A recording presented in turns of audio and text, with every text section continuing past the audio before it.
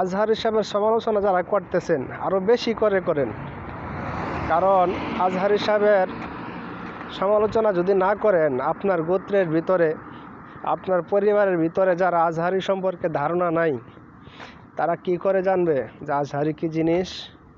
আপনি যদি সমালোচনা করেন তাহলে তাদের আগ্রহ বাড়বে যে আপনি কোন বিষয় নিয়ে সমালোচনা করতেছেন, তার বক্তব্যগুলো মনোযোগ সহকারে শুনবে। তাহলে যাদের মাথায় ঘিলু আছে তারা বুঝতে পারবে আজহারী কী জিনিস। আর আপনি সমালোচনা করেই যাবেন সারা জীবন, আর আপনি সমালোচনার পাত্র হয়ে থাকবেন। তাই সমালোচনা করার আগে একটু ভেবে চিন্তা করবেন যে আপনার অবস্থানটা কতটুকু টিকবে।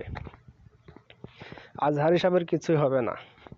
একসময় চরমোনাই পীর সাহেবকে নিয়ে বহুত সমালোচনা হয়েছিল, তো অনেকে চিনত না চরমোনাই পীর সাহেবকে। সমালোচনা করার কারণে বাংলাদেশে আনাচে কানাচে এখন সব জায়গায় চিনে।